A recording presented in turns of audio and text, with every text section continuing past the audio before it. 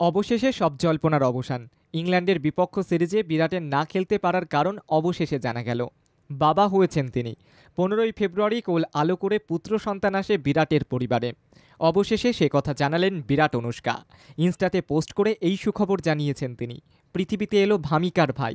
আর এই খবর জানানোর পর তিনি তার পুত্র সন্তানের নাম কি রেখেছেন সেটাও প্রকাশ্যে এনেছেন। অকাই রেখেছেন তার সন্তানের নাম। ইংল্যান্ডের বিপক্ষে নামার আগে ভারতীয় শিবিরে তার থাকা না থাকা নিয়ে কম জল্পনা হয়নি। বিরাট কেন নেই এই টেস্ট সিরিজে তা নিয়ে বহু প্রশ্ন উঠেছিল। এ বিষয়ে এর আগে বিরাট কিছু বলেননি।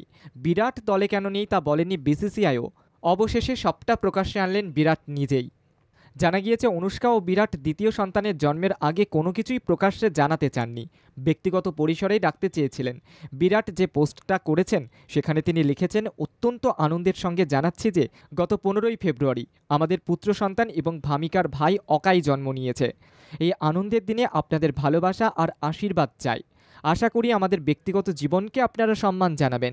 2021 সালের 11ই জানুয়ারি বিরাট অনুষ্কার প্রথম সন্তান ভামিকার জন্ম হয়েছিল। 3 বছরের মাথায় ফের বাবা হলেন বিরাট। অনুষ্কার পাশে থাকার জন্যই বিরাট বোর্ডের কাছ থেকে পিতৃত্বকালীন ছুটি চেয়েছিলেন, যা তিনি পেয়েওছেন।